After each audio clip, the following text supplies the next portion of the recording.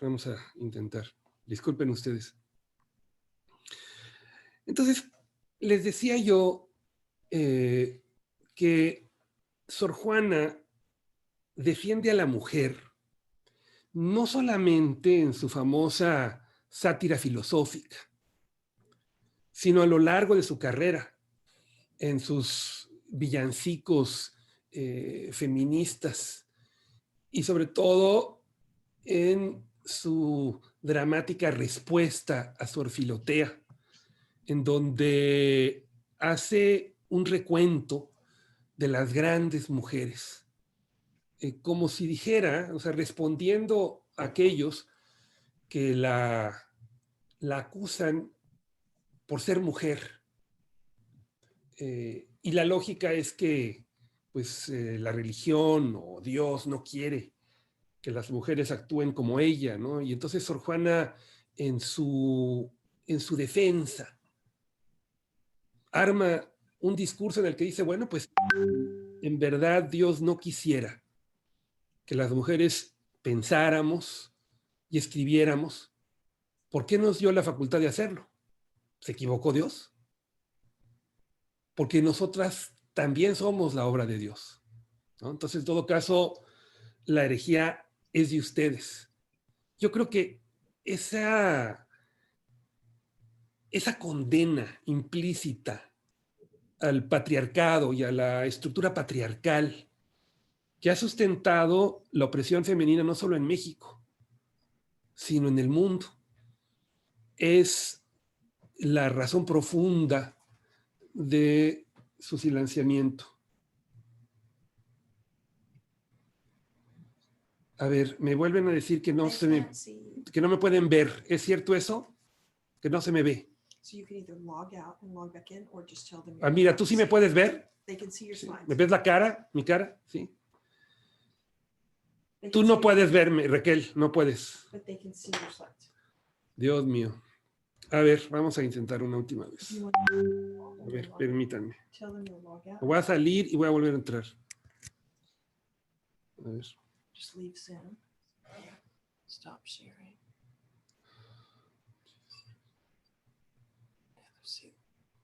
And then go ahead and log out of Zoom.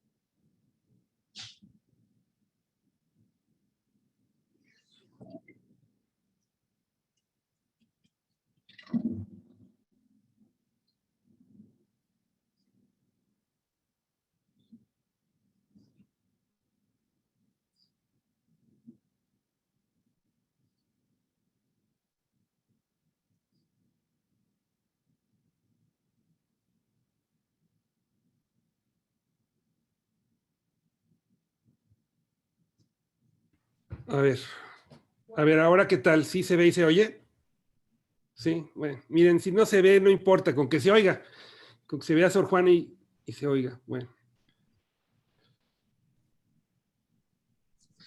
Ahora, decía yo que lo más notable es que Sor Juana se ha vuelto una parte de la cultura colectiva de México. La vemos en los billetes, la vemos en monedas y sobre todo en lo extendido que es el conocimiento por lo menos de algunas de sus obras. Cualquier niño mexicano se sabe la sátira filosófica. Ahora, Sor Juana tiene además una presencia física. El hecho de que la hayan pintado artistas como Miranda o Cabrera, y que nos da, es uno de los pocos personajes de esa época a quienes conocemos a través de las pinturas que nos han quedado de ella. Ahora bien, aquí ven ustedes el tamaño de este bellísimo cuadro de Miguel Cabrera. Y quiero decir que cuando Sor Juana se hizo monja, su confesor Núñez de Miranda se alegró de que había evitado pues este escándalo que causaba Sor Juana con su belleza en el siglo. Yo creo que nunca imaginó que al volverse monja y perseguir su vocación literaria, Sor Juana lograría causar este impacto a través de los siglos. Yo recuerdo hace más de 20 años cuando empecé a estudiar a Sor Juana, cómo pues me fui a una vacación en alguna playa y llevaba algunos libros de Sor Juana, pensaba leerlos, pues me metí de tal forma en su obra que recuerdo que durante más de una semana prácticamente no salí del cuarto. Estaba absolutamente cautivado y conmovido por Sor Juana, por su inteligencia, por la belleza de su obra, por la claridad de su pensamiento. Y después me enteré que este hechizo ha sido ejercido por Sor Juana por siglos, ¿no? Desde aquel caballero que se enamoró de Sor Juana y le escribió, y Sor Juana no le contestó porque estaba siendo silenciada. El maestro Bouchot hace un libro precioso de este tema. Hasta el gran Juan León Mera, el escritor ecuatoriano, que publica la primera edición moderna de la obra de Sor Juana en 1873. Hasta los grandes poetas mexicanos como Amado Nervo, Irving Leonard, el académico norteamericano, experto en el barroco. Yo lo llegué a conocer a Leonard y Leonard estuvo enamorado toda su vida de Sor Juana y tenía en su escritorio un retrato de Sor Juana, y a tal grado era su obsesión con Sor Juana que la esposa se ponía celosa de Sor Juana, fíjense. Y por supuesto, ya de manera más contemporánea, pues tenemos el caso del maestro Abreu, de muchos otros, pero sobre todo el caso de Octavio Paz, que hace sobre Sor Juana una de sus obras maestras, Las trampas de la fe. Sor Juana ha inspirado pues numerosas películas, como Yo la peor de todas. Hay una serie reciente de Netflix que no he revisado. Y también artistas contemporáneos como el escultor José Sacal y muchos pintores que ven a Sor Juana como una presencia contemporánea. A mí me conmueve sobre todo este retrato de Corsas sobre Sor Juana. Ahora quisiera yo brevemente hablar a ustedes de el país en el que nace Sor Juana, lo que hoy es México y entonces era el virreinato de la Nueva España. Era un país donde el, el poder era ejercido en nombre de la corona, pero que estaba construido para evitar que algún virrey ambicioso pudiera, como se decía entonces, alzarse con el reino. Entonces, hay una serie de poderes enfrentados en la Nueva España. Tenemos, pues, desde luego, la presencia española y la mezcla, el mestizaje que genera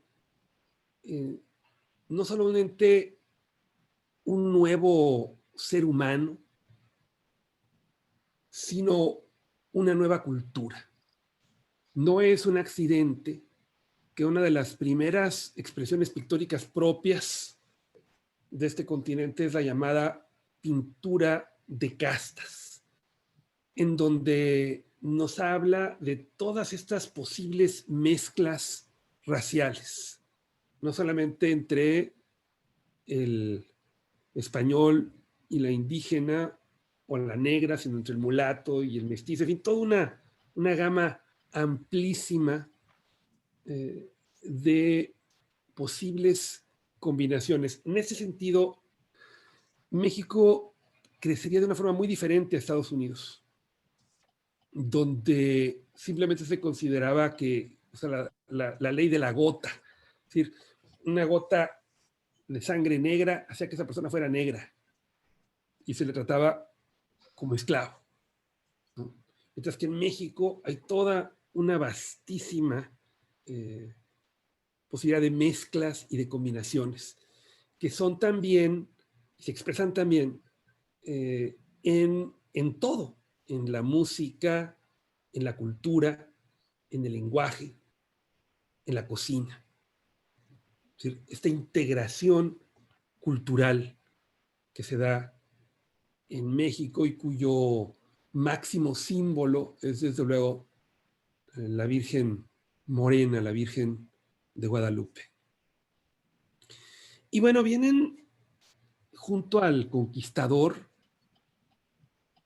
viene también el misionero. Y la Iglesia Católica tiene la misión de evangelizar. Hay que decir que lo que sucede en la América hispana es la campaña de evangelización más grande de la historia. Y es en buena medida una respuesta de la Iglesia Católica al protestantismo. Es decir, la Iglesia había perdido millones de fieles con la Reforma Protestante y entonces veía en los habitantes de este nuevo mundo una posibilidad de hacer otra vez que la Iglesia Católica creciera. Y siempre ha existido la pregunta, ¿no? ¿Cómo es posible que una población tan vehementemente religiosa como la azteca o la maya pudiera en un espacio relativamente breve de tiempo volverse tan vehementemente católica? Hay que decir que es no solamente una conversión al catolicismo, sino también una transformación del catolicismo. Eso lo vemos en todo, desde las representaciones sangrientas de Cristo. Y quizá, como decía Carlos Fuentes, hay en esta visión, o sea, la visión compartida, pues, del sacrificio. O sea, el sacrificio es el sacrificio humano. En las religiones mesoamericanas es el aspecto fundamental, el aspecto que permite el movimiento de los astros y del tiempo. Y el cristianismo también se basa en un sacrificio simbólico, ¿no? El de el de Jesucristo. Quizá por ello las imágenes de Cristo en el Nuevo Mundo, pero principalmente en México, es de un realismo y de una intensidad notable. Y si nosotros observamos, pues, esta labor de construcción de todo un nuevo paisaje, de toda una nueva serie de...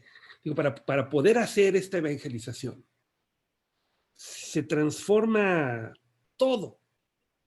Y podemos inclusive encontrar, por ejemplo, esta pieza bautismal, pues se ve que esa piedra había sido utilizada antes para representar a Quetzalcóatl. Y de la misma forma que en las culturas mesoamericanas una nueva cultura construía encima de la anterior, de la que había derrotado, en cierta forma los españoles hacen lo mismo. O sea, la catedral metropolitana está construida encima, quizá usando las mismas piedras que el templo mayor de los aztecas. Entonces, vemos esta transformación del cristianismo, donde de alguna forma coexisten los antiguos ídolos, a veces escondidos detrás de los altares, como el célebre libro de Anita Brenner. Pero también hay una continuación estética. Y vemos que este barroco indígena, de alguna forma, se transforma en el ultrabarroco de nuestras iglesias, de nuestras catedrales, de nuestras nuevas capillas. Entonces hay una continuidad visual, hay la creación de una nueva cultura. Y las distancias entre España y la Nueva España son tan amplias que siempre el monarca español pues temía que algún virrey ambicioso pudiera independizarse. Y entonces, para evitarlo, pues había toda una serie de restricciones. Los virreyes, por lo general, se quedaban poco tiempo. Hay algunas excepciones, desde luego, pero por lo general sus mandatos eran breves. No podían traer a su familia extendida. Y había además una serie de contrapesos a su autoridad. Estaban pues los visitadores, pero sobre todo había un equilibrio con el clero. Había cierta rivalidad entre el virrey y el arzobispo, y la iglesia pues tenía fueros especiales independientes de la autoridad del virrey. Y lo mismo ocurría en la milicia. Es decir, era una serie de corporaciones separadas y los hilos de todas daban a la corona. Quizá esa es una de las razones de que tenemos un proceso tan caótico como nación independiente en esas primeras décadas. Y a su vez la Iglesia Católica había también una separación entre la jerarquía y los arzobispos y las órdenes de los misioneros que también eran independientes. Entonces, es un mundo en donde el poder está dividido. Es algo muy importante que deben ustedes recordar porque nos permite entender cómo Sor Juana logró abrirse un espacio de libertad. Ella nace, de acuerdo con algunos historiadores, un 2 de diciembre de 1648 y, de acuerdo con otros, un 12 de noviembre de 1651. Y nace en San Miguel Nepantla, que es un lugar muy alto en el Estado de México, donde pueden verse los volcanes, el Popocatépetl y el Iztaccíhuatl. Como ustedes saben, tienen, según la visión indígena, la forma de un hombre arrodillado y una mujer dormida. La misma Sor Juana diría que ella había nacido donde los rayos solares me mirasen de hito en hito, no viscos, como en otras partes.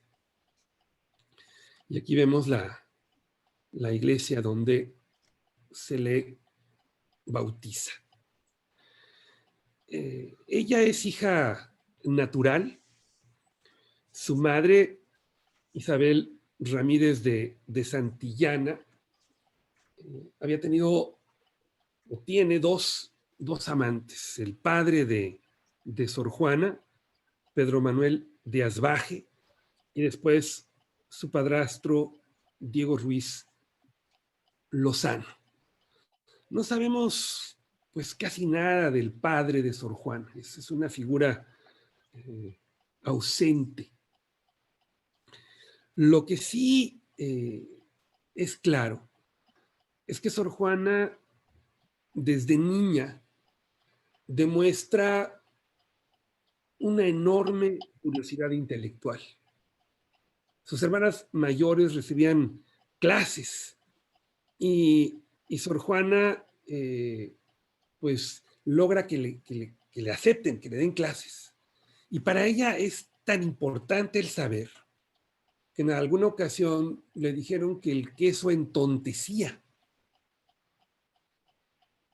Y Sor Juana le encantaba el queso, pero deja de tomar queso. Porque, como ella misma afirma en su texto autobiográfico, en su respuesta, para ella, aún de niña, el deseo de saber era más fuerte que el de comer. Entonces ella logra progresar muy rápidamente, aprende a escribir muy pronto y pronto agota pues el esquema educativo que le correspondía, y entonces pues le pide a la madre que la vista de hombre para que pueda ella estudiar en la universidad. Esto desde luego que le es negado, y Sor Juana se refugia en la gran biblioteca del abuelo Pedro Ramírez de Santillana. Entonces empieza pues a estudiar y aprender de manera notable.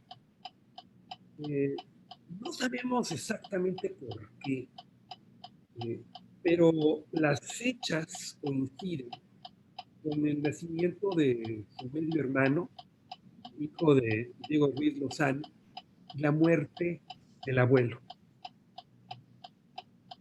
Entonces, pero el caso es que ella deja San Miguel Nepantla y la hacienda de Panoayán y se va a vivir con los tíos Mata en la Ciudad de México.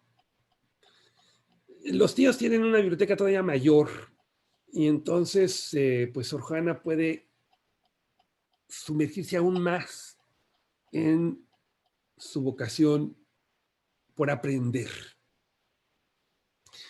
Y es tal su interés en el estudio que se fija ella ciertas metas, ¿no? Para X necesita cumplir con tal objetivo o aprender tal lección.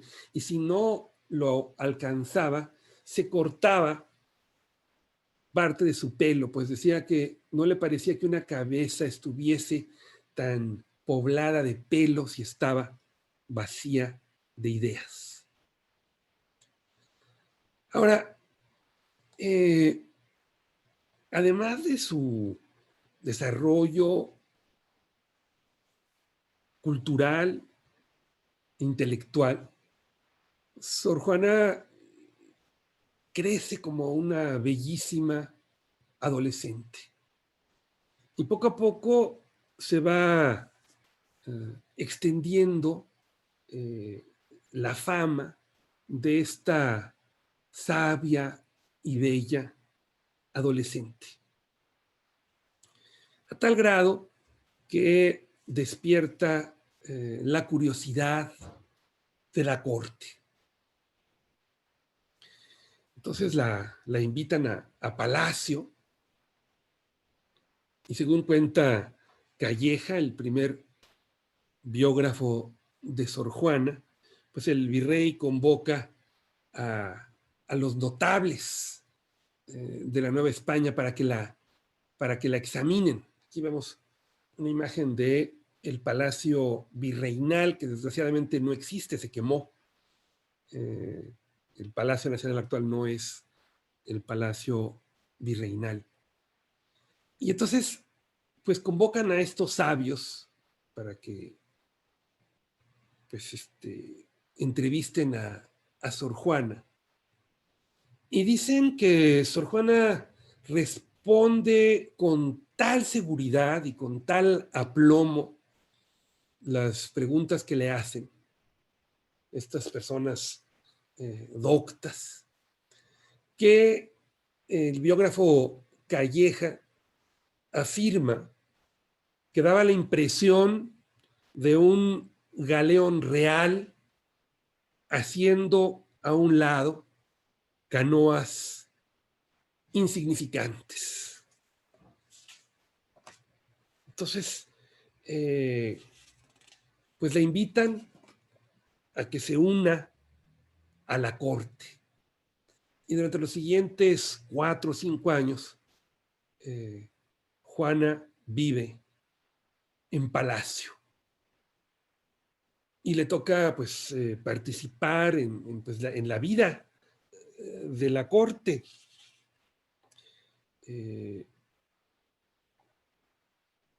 Pero súbitamente y sin dar ninguna señal de una vocación religiosa. Sí, Sor Juana no es una mística, no es como Santa Teresa, ¿no? Que quiere abrirse a la iluminación de Dios, no. Sor Juana es una mujer que quiere penetrar con su inteligencia en las cosas. Pero Sor Juana se decide adoptar una vocación religiosa. Primero con las carmelitas y después con las monjas jerónimas. Y como ella misma describiría en una de sus obras, lo haría porque se sentía completamente negada al matrimonio. En síntesis, el hecho de que se volviera monja le permitía a Sor Juana evitar la tiranía de un marido, el casarse con un hombre que la nulificara. Ahora pues, la iglesia pues tampoco era un lugar exento de autoritarismo, al contrario. Las madres superioras con frecuencia ejercían un poder despótico y ni hablar de los jerarcas de la iglesia. Pero aquí es muy importante entender algo para poder entender a Sor Juana. O sea, además de su genio literario, Sor Juana era una mujer que entendía la política de la época. Entonces, cuando ella entra al convento, ella mantiene su relación con el palacio. está protegida por el virrey y la virreina. Y de alguna forma ella logra mantener esta relación con los siguientes virreyes. Es decir, no es uno, son varios los que ella cultiva. Entonces, se crea para sí misma un espacio de libertad del que no tenía ninguna otra persona en la Nueva España. Es decir, Sor Juana estaba libre de la opresión masculina, pero también estaba libre de la opresión de las monjas por su protección y su relación con el virrey. Entonces, ella además con frecuencia interviene en asuntos de Estado, escribe, tiene una correspondencia vastísima. Incluso en una ocasión opina sobre el caso de un hombre condenado a muerte, y Sor Juana pide clemencia y escribe: muerte puede dar cualquiera, vida solo puede hacerlo Dios. Luego, solo con darla podéis a Dios pareceros. Es decir, Sor Juana tenía acceso directo al poder. Hay un cambio de virreyes, pero Sor Juana logra conectarse con el nuevo virrey, Tomás de la Cerda, del Marqués de la Laguna. A los virreyes los recibían con toda una serie de ceremonias, les hacían estos arcos, y Sor Juana le hace un poema y un arco en donde por primera vez afirma que el origen del conocimiento es femenino. Y desarrolla una relación muy cercana con la virreina. Y le escribe muchos poemas, hay intercambio de regalos. Y desgraciadamente esta relación ha dado pie a toda una serie de especulaciones, y ahora vemos muchas películas y programas de televisión que tratan de hacer ver esta como una relación lésbica, o no haberlo sido, pero en el fondo, como dice Octavio Paz, es un error muy serio el leer los textos de una poetisa barroca como si fuera una poetisa romántica. Es decir, no necesariamente cuando Sor Juana nos habla del amor está hablando de manera autobiográfica.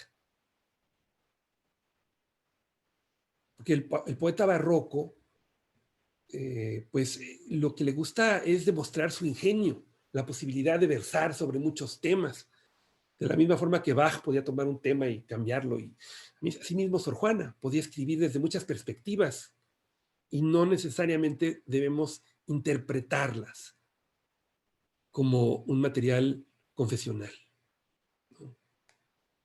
Aquí vemos pues algunos de los intercambios entre Sor Juana y la virreina, y desde luego los poemas de amor de Sor Juana pues son de una belleza y de una intensidad. Por ejemplo, aquí vemos un fragmento, dice: así tendré, en el violento rigor de no verte aquí, por alivio del tormento, siempre el pensamiento en ti, siempre a ti en el pensamiento. Acá en el alma veré el centro de mis cuidados con los ojos de mi fe, que gustos imaginados también un ciego los ve. En otros de sus poemas vemos que hay un dinamismo. Este poema le gustaba mucho a Paz, y dice Paz que le parecía que las palabras en este poema se separaban del papel y volaban. Fíjense, dice: las fuentes de mi voz socorran, corran, mi eco las flores conduzcan, luzcan, mi amor las plantas ofrezcan, crezcan, y porque el favor merezcan de Carlos en glorias tantas, aves, fuentes, flores, plantas, trinen, corran, luzcan, crezcan. Cuando vemos la poesía amorosa de Sor Juana, y algunos de estos poemas los vamos a escuchar después, pero fíjense cómo refleja no solamente el aspecto romántico del amor, sino también el contradictorio, el estar enamorada de quien no nos quiere y despreciar al que nos quiere, ¿no? El decir, al que ingrato me deja, busco amante, al que amante me sigue, dejo ingrata, constante adoro a quien mi amor maltrata, maltrato a quien mi amor busca constante. O la indecisión, yo no puedo tenerte ni dejarte, ni sé por qué al dejarte o al tenerte se encuentra un no sé qué para quererte y mucho sí sé qué para olvidarte. Pues ni quieres dejarme ni enmendarte, yo templaré mi corazón de suerte, que la mitad se incline a aborrecerte, aunque la otra mitad se incline a amarte. O estar enamorada de alguien al que detestas, ¿no? Es decir, tu aspecto vil a mi memoria ofrezco, aunque con susto me lo contradice por darme yo la pena que merezco. Pues cuando considero lo que hice, no solo a ti corrida te aborrezco, pero a mí por el tiempo que te quise. Sor Juana también compone música, villancicos, y habla, ¿no?, de las grandes sabias, ¿no? En algunos de esos villancicos, unos villancicos feministas maravillosos, en donde dice, estudia, arguye y enseña, y es de la iglesia servicio, que no la quiso ignorante, el que racional la hizo, Víctor, Víctor. Es decir, contradice esta idea de que Dios quiere que la mujer sea ignorante. Esta absurda idea que todavía el día de hoy tiene millones de mujeres reprimidas en nombre de Dios. Quiero compartir con ustedes un villancico con letra de Sor Juana. Vean ustedes qué maravilla.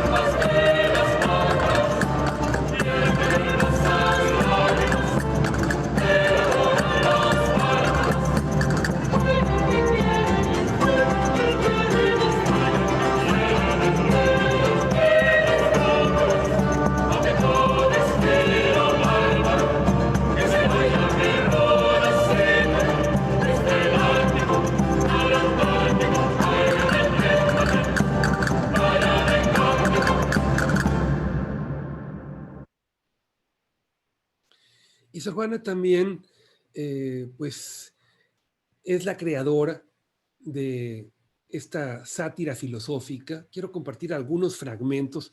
Un grupo de compañeros va a, a leerla completa después, así que solamente les voy a dar pues algunos ejemplos de este famosísimo poema.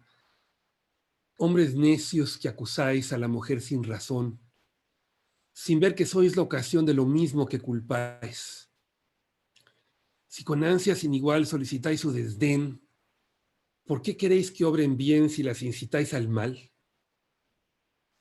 Combatí su resistencia y luego, con gravedad, decís que fue liviandad lo que hizo la diligencia. Parecer quiere el denuedo de vuestro parecer loco al niño que pone el coco y luego le tiene miedo.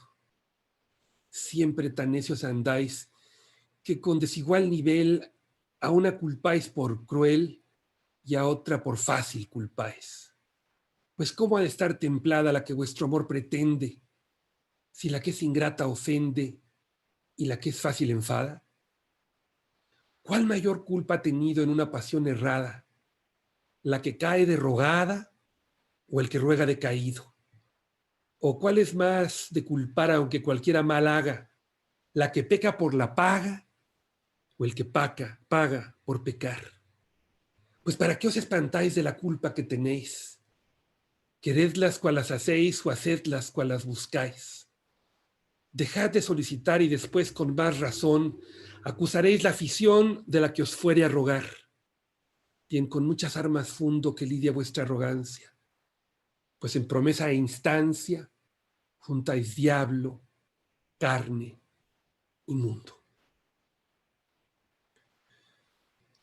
Y están también sus obras de teatro, ¿no? Los empeños de una casa, El Divino Narciso, obras que se representaron en vida y que se siguen presentando el día de hoy.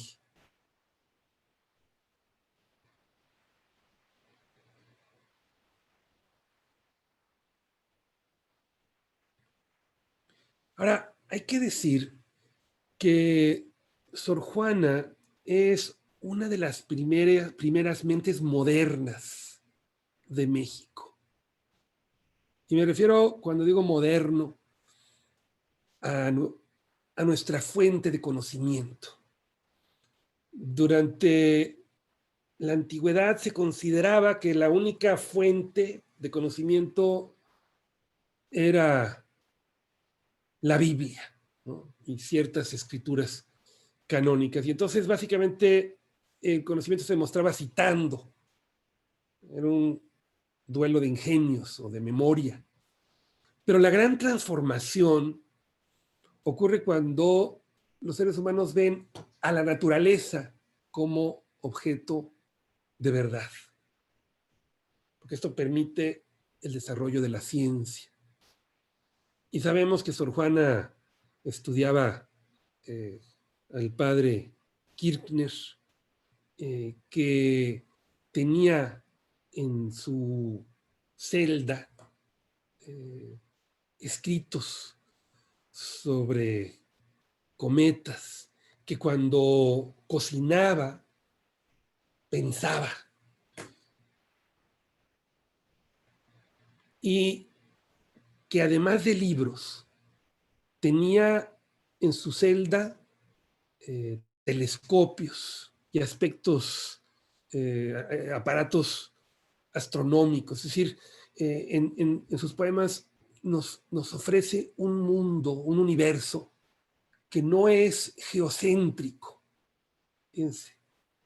O sea, hay toda una inteligencia moderna en Sor Juana. Y es, pues, amiga, ¿no?, de las figuras más brillantes de su tiempo, como don Carlos de Sigüenza y Góngora. Fíjense que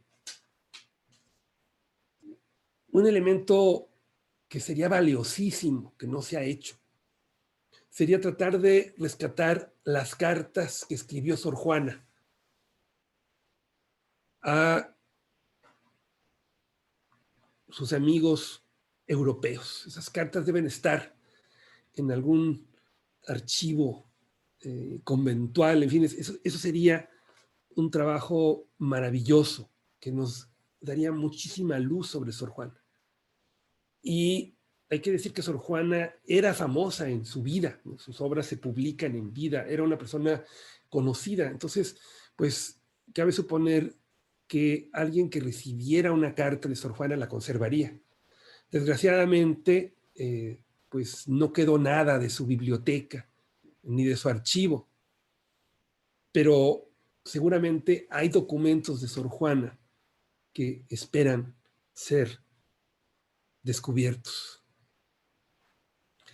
Quizá el poema más ambicioso de Sor Juana es su Primero Sueño. Es un poema complejo en donde ella se plantea el problema del conocimiento. En este poema ella describe esta alma que escala, trata de comprenderlo todo y fracasa. Y lo vuelve a intentar. Y en ese momento piensa en la figura de Faetón. Faetón es un personaje de la mitología griega, hijo de Apolo, que le pide a su padre que le permita conducir el carruaje del sol. Entonces cuando lo hace, pues empieza a trastabillar, pone en peligro el universo y Zeus lo fulmina con un rayo. Entonces se dice que Faetón encuentra su ruina en su gloria. Entonces, de alguna manera, esta idea de Faetón, pues, nos indica que Sor Juana piensa que quizá ella también va a encontrar su ruina en su gloria. Que esta pasión por el conocimiento va a acabar en la muerte. Y tristemente así ocurrió.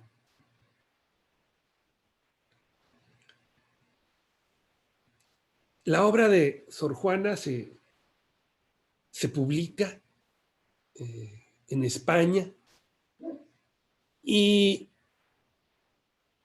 quizá en el momento en que ella tiene una mayor fama internacional, empieza su derrota en México.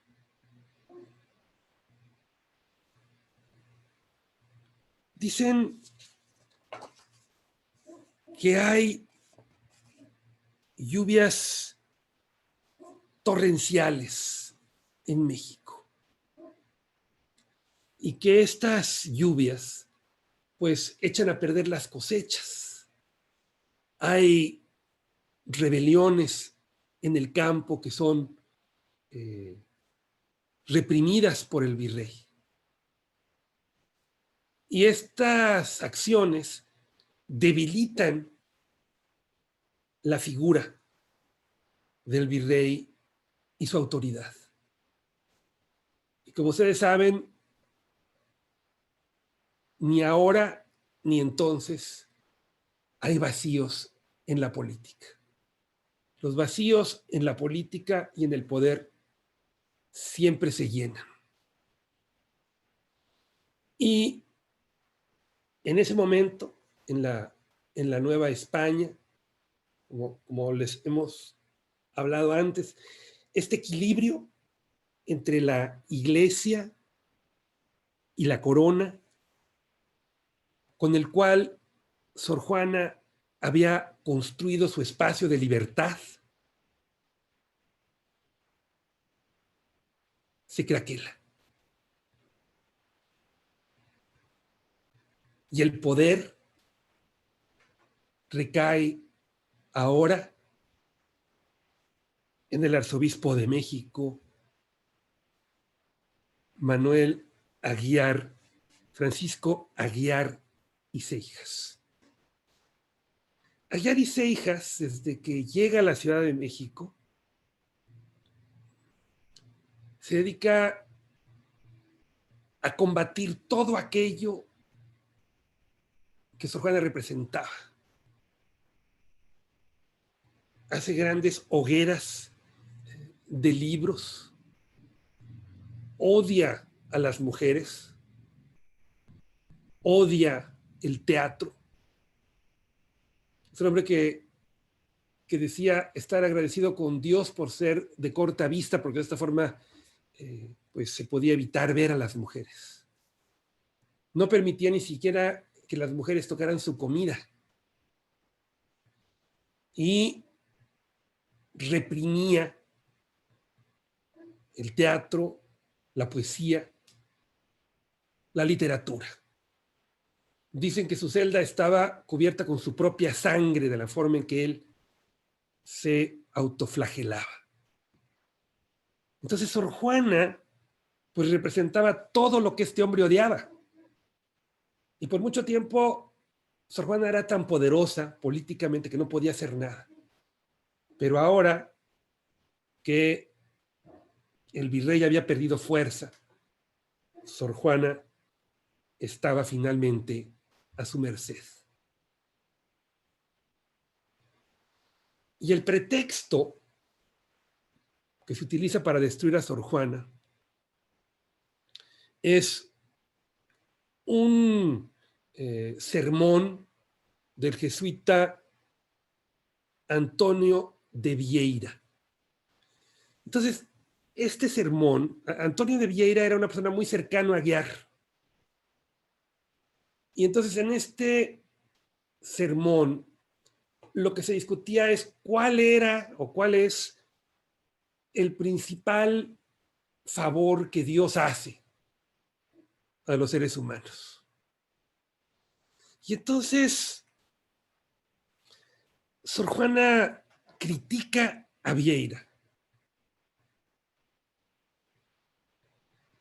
y dice que el principal favor de Dios no es la Eucaristía. El principal favor de Dios es no hacernos ningún favor. El principal beneficio es no hacernos ningún beneficio. Porque al ignorarnos, Dios nos da el libre albedrío. Es decir, el mayor don de Dios es la libertad.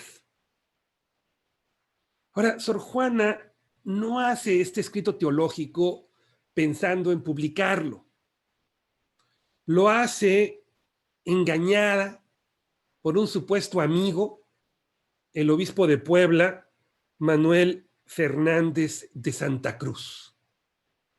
Él es el que la estimula a escribir la crítica al sermón de Vieira.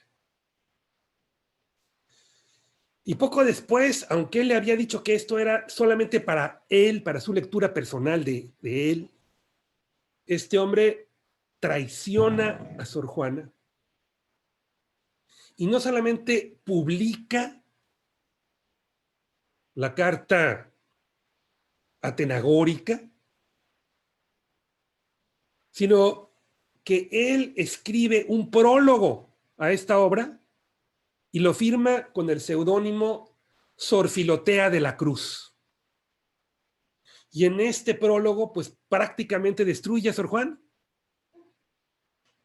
La acusa de estar leyendo libros de literatura cuando debía de estar leyendo las escrituras sagradas y entre otras cosas.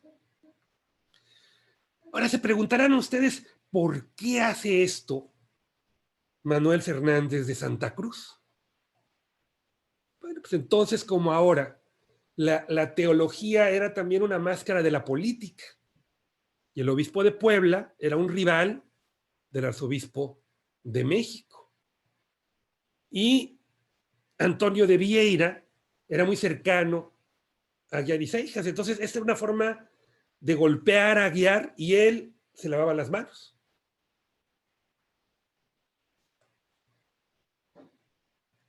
Esto genera una enorme controversia.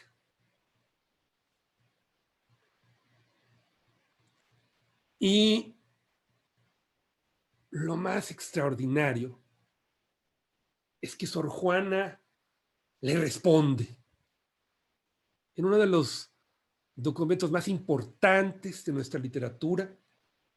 Sor Juana le contesta a Fernández de Santa Cruz. Su respuesta a Sor Filotea es un documento que por una parte es autobiográfico. Todo lo que sabemos de Sor Juana, de su infancia, de su vocación por aprender, está aquí contenido. Pero la respuesta es también una enumeración de las grandes sabias de la antigüedad, de mujeres como Santa Águeda que la martirizan, ¿no? En fin, es una condena a esta visión de que el conocimiento es incompatible con la mujer.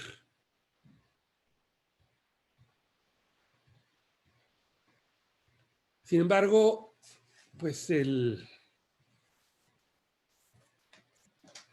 acecho aumenta. Y Sor Juana pues se da cuenta que de proseguir, pues la van a acabar mandando a la Inquisición. La van a declarar hereje. La horrenda Inquisición. Y entonces, pues desesperada, acude como último recurso a su confesor, Antonio Núñez de Miranda. Él era el que la había iniciado como monja. Y entonces Núñez de Miranda acepta defenderla con la condición de su rendición total.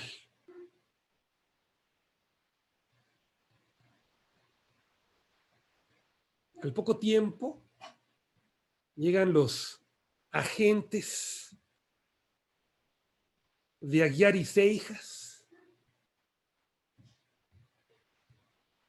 que confiscan todos sus libros, dispersan su biblioteca. Así, de esta forma,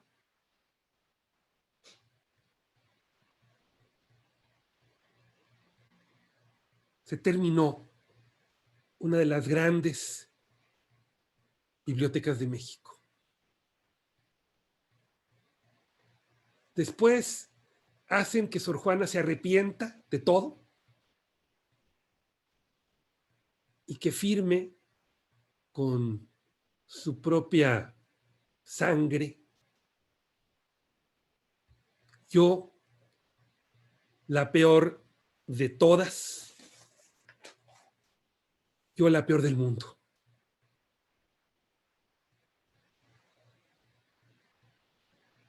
Sor Juana no volvería a escribir, ni siquiera a hablar.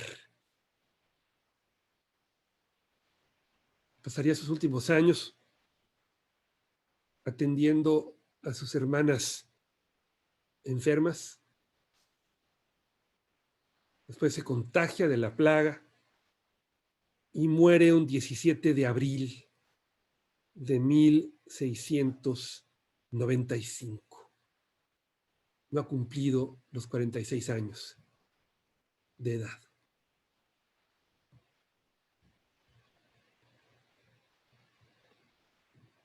Y aunque la vida de Sor Juana termina de manera trágica, su obra permanece.